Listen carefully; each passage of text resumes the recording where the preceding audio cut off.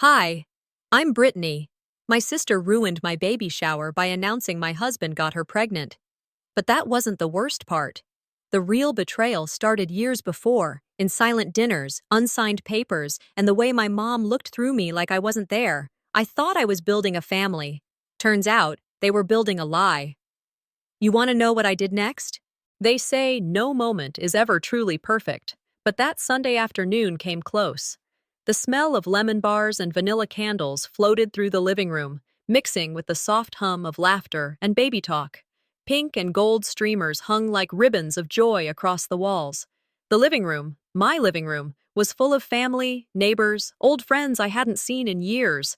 It was Colleen's baby shower, and it felt like a celebration for all of us, for healing, for moving on.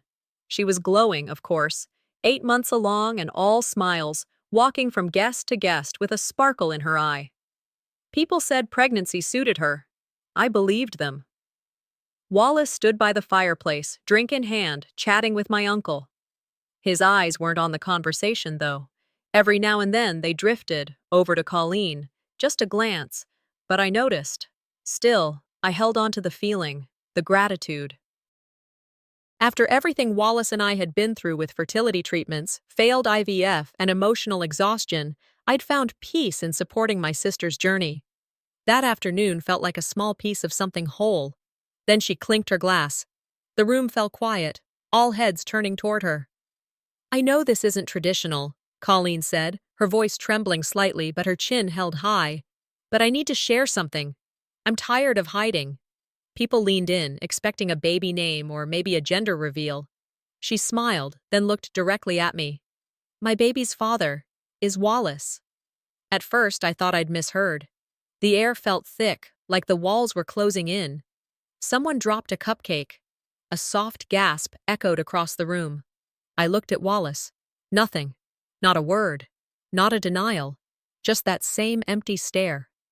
My mind flooded with questions, images, denials crashing into each other like waves. I searched his face for a lie, for outrage, for anything, but it was just blank. Colleen stood there, her eyes begging for something. I don't know what. Forgiveness? Understanding. I felt the walls crumble from the inside out. Chairs scraped the floor. A few guests awkwardly stood, excusing themselves. My mother looked between the three of us, hands covering her mouth, tears brimming. And suddenly, everything clicked. The late-night work calls, Colleen's mysterious emotional breakdowns, the cryptic texts I once saw but dismissed. It wasn't sudden. It had been growing beneath me like a sinkhole. Wallace finally spoke, voice low and pitiful. It was a mistake. It just happened. Just happened, Colleen added. I couldn't keep living in shame. I deserved to be honest. Honest? At my house? During her baby shower? I didn't scream. I didn't throw things. I stood, straightened my spine, and walked out of that room like it wasn't burning behind me. In the bedroom, Wallace followed. We stood facing each other, surrounded by pastel gift bags and tiny onesies. I need you to tell me the truth, I said. No excuses, no pity party, just truth. He looked worn, like someone had peeled his confidence layer by layer. I felt alone. After everything with IVF, we stopped talking. I was hurting. I blinked. So you decided to climb into bed with my sister? I didn't plan it. Don't say that, I snapped. Don't make this sound like gravity pulled you. You chose her. He sighed. I was weak. No, you were selfish, and now you've destroyed 2 families for a moment of weakness. He didn't respond. You didn't just cheat on your wife, Wallace. You betrayed everything we built, our marriage, our dignity, our family's foundation. And then I turned my back on him, because looking at him any longer felt like standing too close to a cliff. I went back into the living room, where the air was stale and the party long dead. Colleen was still there, trying to talk to my aunt. I didn't say a word, just reached into my purse and pulled out the folded letter I'd been carrying for weeks. Here, I said, handing it to her. She unfolded it, her eyes scanning the page. Wallace's insurance record, a vasectomy, done last year. The room froze again, but this time I welcomed the silence. You sure he's the father, Colleen? Her face turned the color of chalk. Wallace mumbled something behind me. I didn't care. I turned and walked out, the front door slamming behind me like a punctuation mark on the end of a sentence I never wanted to write. 2 days had passed, but it might as well have been 2 lifetimes. The house was quiet, not peaceful, hollow, like it had been drained of every ounce of sound, leaving behind an echo that only I could hear. The kind of silence that wraps around you so tightly it hurts. No dishes clattering, no footsteps, no Wallace filling the air with his sighs or apologies. Just stillness. I hadn't answered texts. Most were neutral anyway, thinly veiled attempts to check in without choosing a side. No one called. No one visited. My mother sent a heart emoji. That was it. I wandered the kitchen aimlessly, picking up a sponge and scrubbing the counter even though it was clean. Then the cabinets, then the floorboards with a rag. Not because I wanted them spotless, because I didn't want to feel. They say betrayal doesn't knock. It seeps in. One slow leak at a time. By noon, I'd wiped the same spot on the stove 6 times before the doorbell rang. I didn't expect anyone. And yet, there she was, Lorraine. She was standing there with a glass pie dish, her usual cardigan draped over her shoulders, like it was any other Sunday visit. She gave me a tight smile. Peach pie, still your favorite?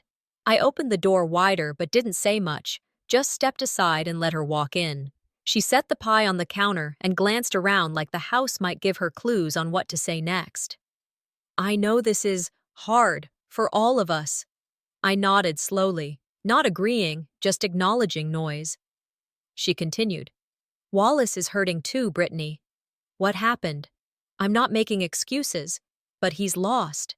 Maybe a part of him was searching for something he couldn't find. I clenched my jaw. You mean loyalty? I asked. Or honesty? Those things tend to go missing when people stop looking for them. She blinked, caught off guard, but didn't push back. Just sighed and placed a card next to the pie. I'm not here to take sides. I just thought maybe you'd want to talk. You're both hurting. I didn't respond, not out of coldness, out of exhaustion. I had nothing left to explain.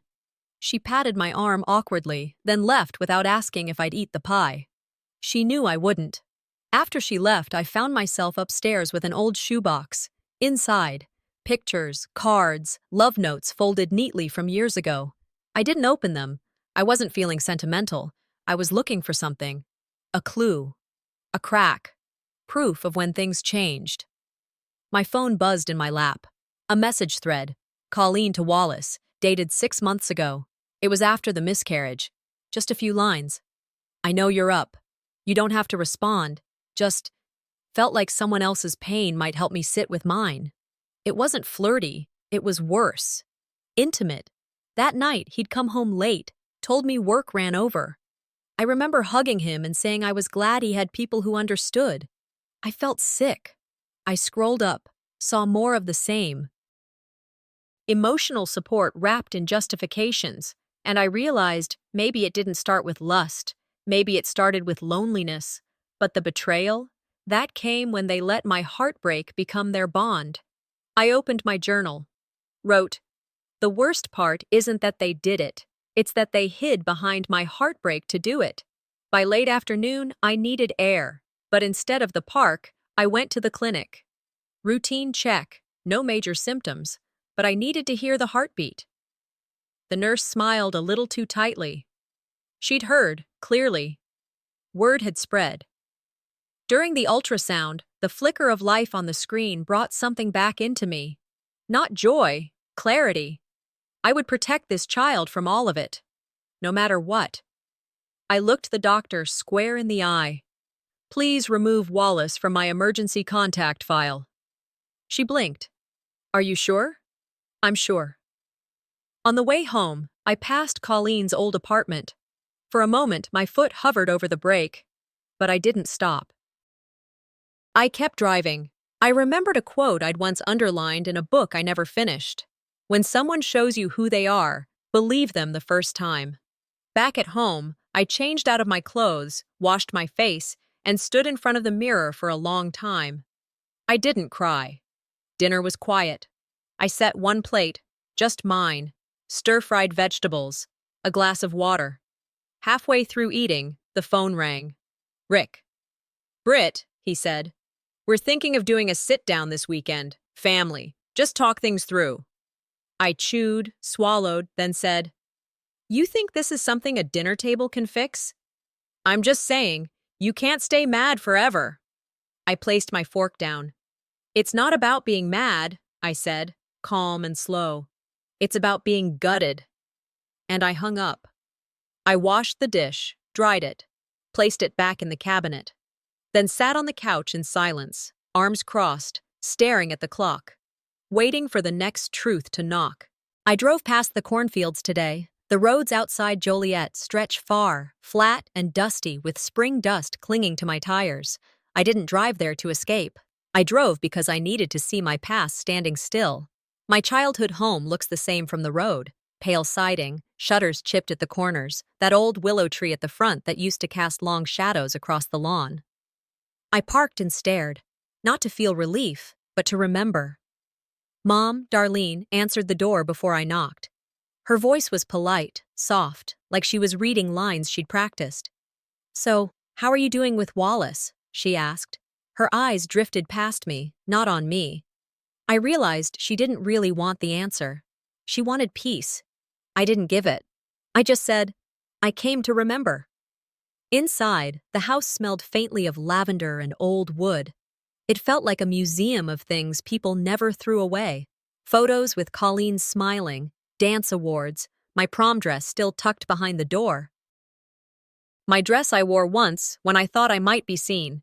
I thought mostly invisible again today. Upstairs, I found the closet door my teenage self used to leave unlocked. I slipped in, pulled down a shoebox. Inside, my old leather journal. Yellowed pages, ink fading. I flipped through entries, being asked by classmates to carry supplies because Colleen was too shy. Waiting outside for rides when everyone went inside. Writing, Why does her pain always feel louder than mine, over and over? My young self held hope, the bitter kind of hope. Then Dad came up the stairs, Kent. I froze, journal in hand. He stood silently outside the closet. His face had years carved into it, lines meant for regret. He said, I've thought a lot about my part. Not accusing, just saying, I thought ignoring signs kept peace. It only built walls.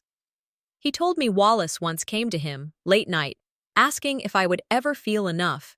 That trench in his voice cracked me open. I didn't cry. I listened. Because finally, someone else named the wrongness. Naming it didn't erase it, but it lifted something heavy. I closed the shoebox, held it to my chest. My chest ached. I felt hollow and full at once. Mom came to the top of the stairs. She offered a hug, cold, then warm. Just don't make a scene, she said. Family's all we have. Her voice trembled. I looked at her arms. It used to comfort me. Today it felt like an obligation. I pulled away. In the car on the drive home, I stared at the road. The willow tree passed, blurred. The past passed. I pressed my hands into the steering wheel. I screamed into the empty cab, not for someone else's answer, but to let something sharp inside break. To make room, I made a decision. No more trying to be the peacemaker in a war I didn't start. My plan started taking shape. Not revenge, not noise, but revelation. Quiet. Just enough truth. The sun was already low when I sat down at my desk. The house was quiet, the kind of quiet that makes paper sound louder. I opened my laptop, scrolled through old files, contracts, receipts, scans Wallace had asked me to send him during the weeks I could barely keep my eyes open from morning sickness. I remembered saying, Can you take care of this one? He'd kissed my forehead, said, I've got it. I believed him. But today something stood out, a property transfer form. My name wasn't listed as the joint owner. Colleen's was. I blinked, closed the file, reopened it. I pulled up the PDF I had originally saved, and there it was, my name, clear as day. Somewhere between then and now, something changed. My pulse thudded. I clicked faster, cross-checking signatures, metadata, timestamps. One version had been re-uploaded from a different device, Wallace's. I grabbed my phone and called Odessa. She picked up after 2 rings. "I need you," I said. "Now." That evening, I showed up at Wallace's office. His assistant had gone home. Lights were off in the hallway, but I saw his office light glowing faint through the frosted glass. I knocked once and opened the door. He looked up, startled, like someone caught with a hand in a drawer. "Britt," he said, standing. "You should have called." I put the printed document down on his desk. "Why is Colleen's name here?" He looked at the paper, then at me. His eyes did that sideways flick they always did when he was about to lie. "That wasn't supposed to be submitted. I meant to talk to you about it. It was just safekeeping." "Safekeeping?" I repeated.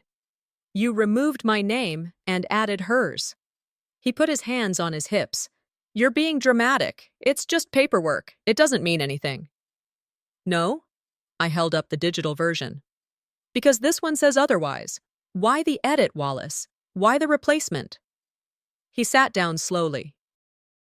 "Colleen, she thought it would protect the property in case things—" He stopped himself. I stared at him. "You let her alter documents that belong to our family's estate. You let her replace me."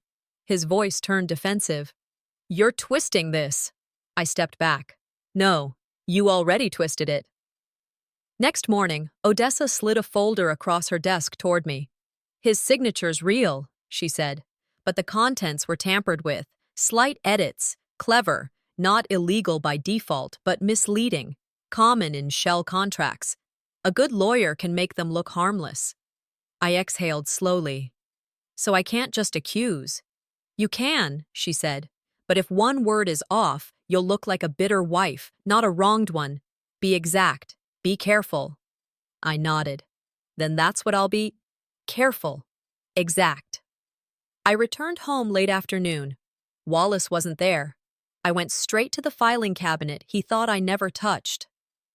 Third drawer. Folder labeled Insurance plus Estate.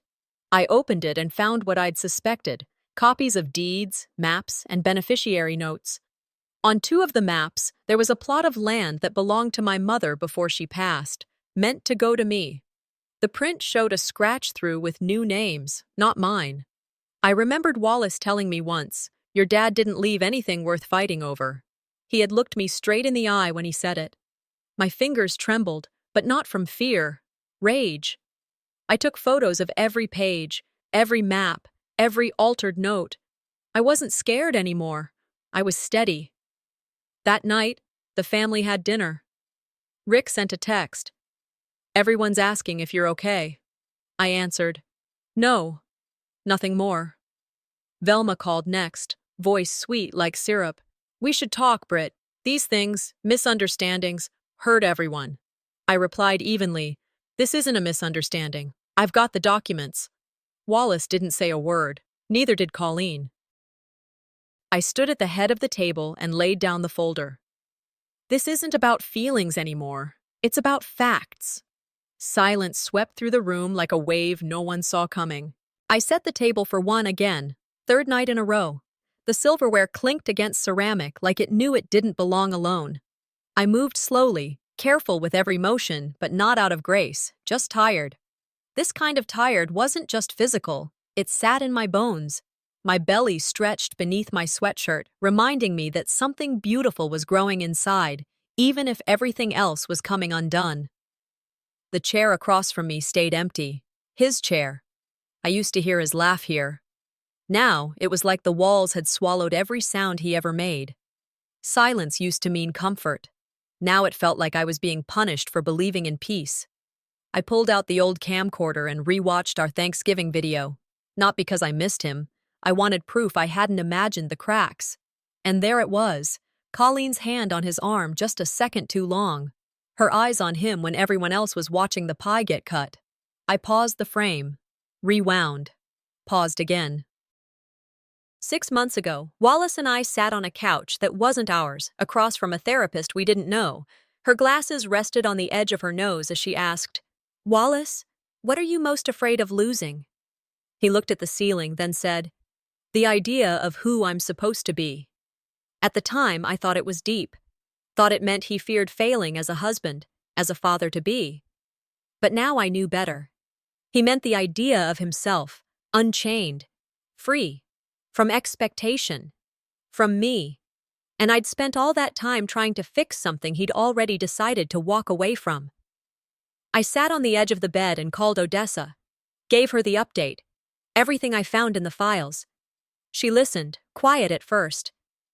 "Don't let them pull you into an emotional back and forth," she warned. "They want you reactive. Don't give them that." "I'm tired, Odessa. Not just physically. Everything feels heavy." "I know. And you've carried it longer than most would have. But you're not alone in this. I'm going to connect you with someone who can help verify the timestamps on those files. Legally, it's going to matter." I nodded, even though she couldn't see me. "You're not crazy," she added. "You're just finally seeing clearly." After we hung up, I sat for a long time, staring at the wall, wondering why the clearest moments always come when everything's already burned down. Later that evening, I climbed up into the attic. I told myself I was just looking for baby clothes, ones Mom kept from when I was little, but part of me hoped I'd find something else, something untouched. In the corner, covered in dust, was a wooden box labeled "Brittany, do not toss." The handwriting was familiar, Grandma May. Inside was a hand-knitted blanket in soft pink and cream, still smelled like lavender. Tucked beneath it was a folded letter. "To my strong girl, when the people around you make noise, trust your quiet strength."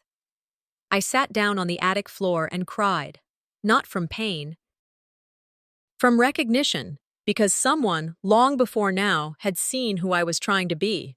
I went back downstairs and sat on the couch. Wallace had sent a text earlier. "Can we talk?" I stared at it, then I deleted it. And in my journal, I wrote, "Silence is no longer safety. It's complicity." I knew what I had to do. The family was gathering again this weekend. I wouldn't go to listen this time. I'd go to speak. I'd bring the documents. I'd bring control. I'd bring questions no one was ready to answer.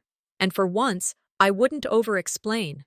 I'd let them squirm under the weight of what they chose not to see. I whispered to myself, "No more playing small." A text pinged in the afternoon light, and I froze, phone in hand, stomach twisting. It was a message meant for Colleen, but accidentally sent to me. Her name at the top. My heart hammered like it recognized betrayal before the words could even sink in. The message read, "Good luck covering this up. Make sure she never sees the originals." I stared, my breath shallow. I didn't know whose phone error this was. Colleen's, Wallace's, a shared account? I captured the screen, shoved the phone into my pocket. It was never just feelings. It was deception. It was someone guarding secrets behind polite smiles. I felt both small and furious. Evening shadows stretched across my living room. I couldn't stay inside. I walked to the backyard, neighbors' cookout across the fence, voices, laughter, light. I leaned against the railing, phone cold in my hand. I told my friend about the message, about the lie I knew was buried beneath it. Later, scrolling through social media, I saw it, a clip someone posted of that dinner from weeks ago. Colleen and Wallace leaning in, whispers over dessert. My name said out loud, not kindly. A laugh, mocking. It wasn't much, but it was enough. Something shifted in me. Their private betrayal was now part of my public record. Wallace texted me. "I can explain, Brittany." I stayed still, waited. Didn't open it. Stared at messages. The drafts missing, the edits unclaimed. When I replied, I asked, "Where did you get the drafts? How long did you plan this?" No clean answer. "Just miscommunication," he said. Vague defense. "I remember our wedding vow. Transparency is our foundation." His promise echoed in my head. Now I saw that promise hollow. He said, "I didn't think you'd notice." I typed back, "Transparency doesn't mean hiding contracts." The response came hours later. Empty. Night came. Odessa called. Her voice calm, but firm. She said the screenshot, the message, they were admissible. That clip could be evidence. Chain of custody would matter. If I waited, if I hesitated, they would undo me with uncertainty. I felt relief, but it tasted bitter. Power now rubbed against shame. I organized everything. Message, screenshot, video, timeline. I made copies. I backed them up. I knew what I had to bring, and when. Dinner that night at Mom's. Because she thought maybe talk would heal. Because family thought maybe dinner could fix hours of silence. Everyone sat. Colleen smiling a little too easily. Wallace pretending normal. Mom offering mashed potatoes. I placed the folder on the table. I stood. No introduction. No apology. I have something to share, I said, voice steady. Everybody stared. Plates paused. The light from the windows turned harsh in my chest. I pushed forward. Shiloh's message. A video clip someone posted. Colleen's name replacing mine in paperwork. Edits Wallace claimed were harmless. It's all here. Faces went pale. Wallace looked like someone caught in the reflection of a shattered mirror. Colleen's jaw dropped. Mom's spoon froze midair. Then I said, "Truth doesn't need defense." Silence settled in the room, a heavy thing, full of what I had endured quietly. They had worn masks, polite dinners, soft apologies, excuses. But tonight the mask slipped. I saw the betrayal not as a wound, but as a breach. Their foundations cracked, and I stood in the crack, no longer fearful. I wasn't seeking forgiveness. I was demanding honesty. I sit in the living room late afternoon with a stack of files across the coffee table. Contract drafts, signatures, screenshots of messages I saved, shreds of what I now know was always a lie. I remember Marilee's voice years ago when she said, "You're so quiet, you wouldn't understand." I swallowed that comment then. Tonight, it feels like a blueprint. Every insult laid the foundation for erasing me. My phone buzzes. Odessa texting. "You have what you need. When you want, I'll be there." My heart picks up pace. My voice, quiet.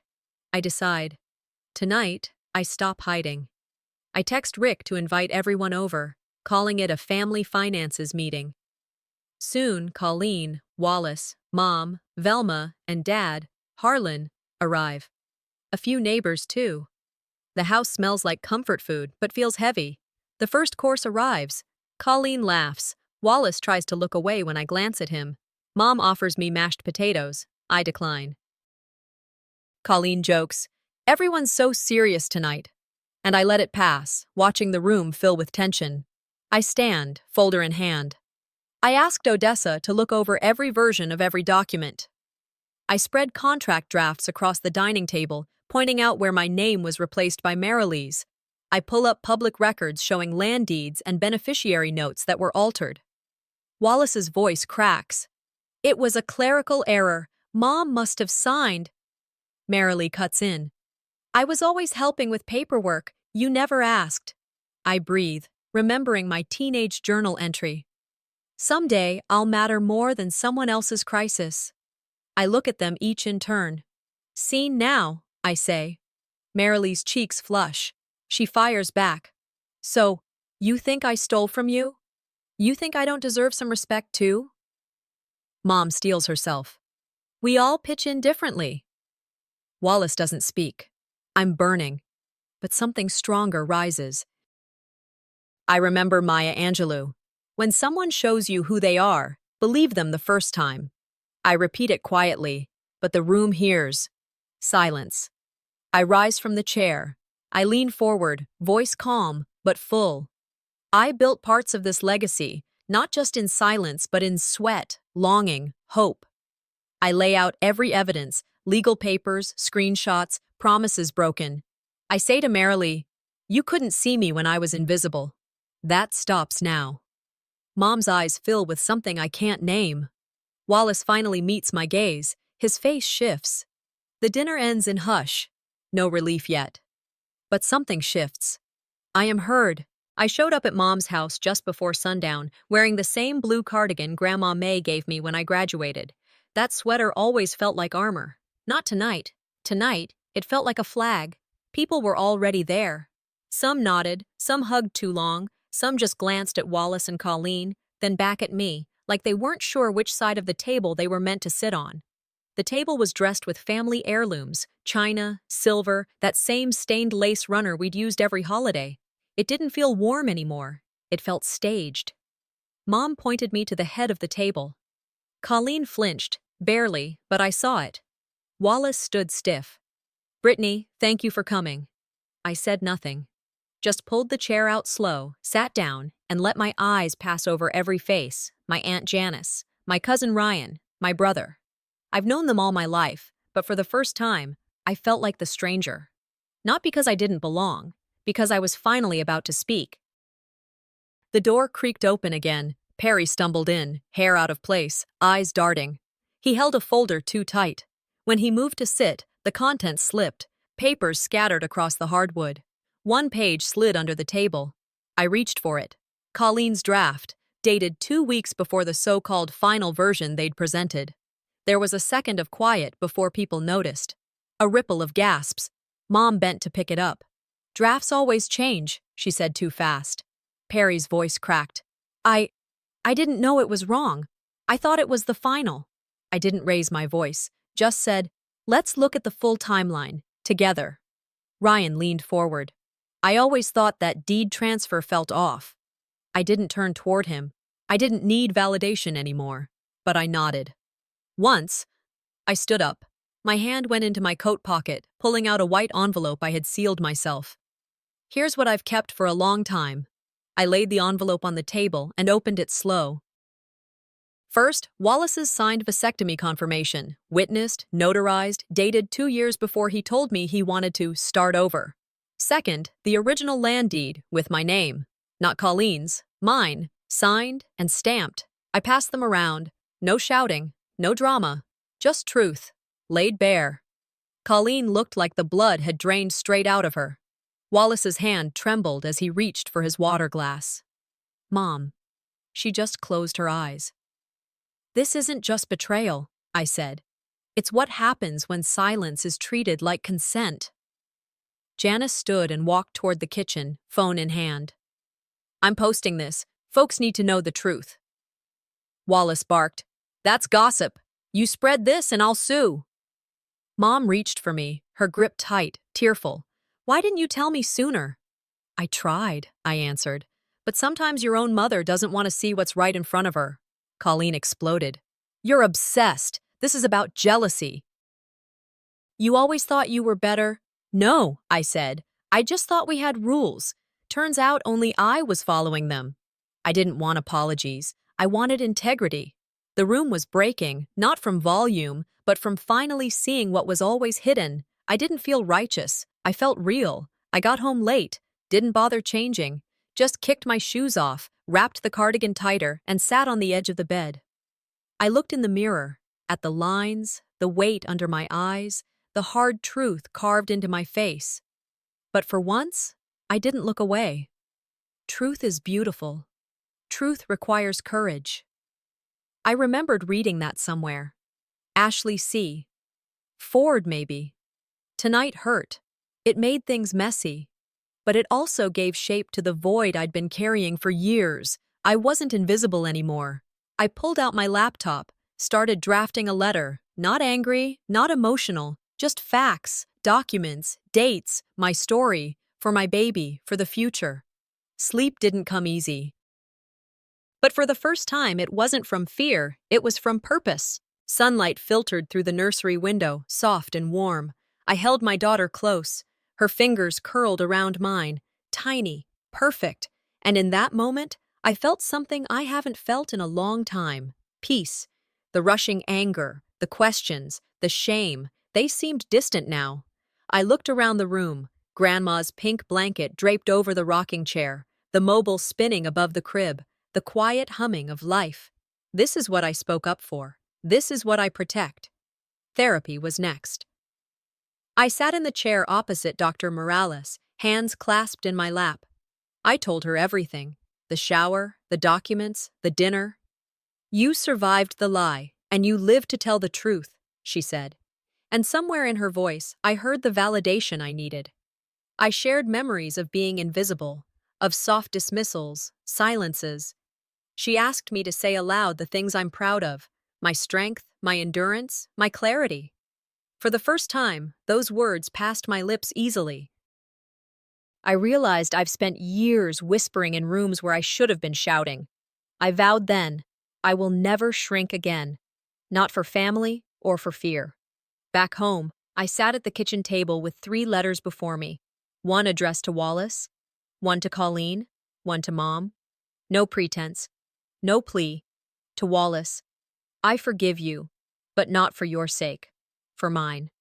To Colleen, you will always be my sister, but I am not yours. To Mom, you taught me how to stand, even in your silence. I sealed each, then carried them outside to burn, letting smoke carry away what I no longer needed to carry in my heart. In the days that followed, I found purpose in sharing. I joined a support group, women who had been betrayed, silenced, dismissed. I told them pieces of my story. Some cried, some nodded. Many said they saw themselves in my words. I started a blog post, anonymous at first. The baby shower that broke me open. I gathered documents, dates, promises. People wrote back, "Thank you for speaking truth." That mattered. I volunteered at a local center helping pregnant women who fear their stories will never be heard. Out of brokenness, I was building refuge. One morning, I walked to the park where Dad and I used to sit when I was little.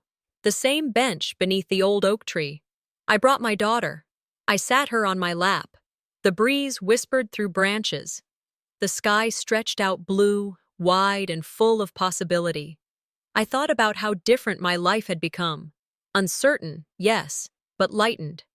I remembered a line I once read. The truth does not change according to our ability to stomach it. I looked at her little face. I smiled. We made it, little one, on our terms.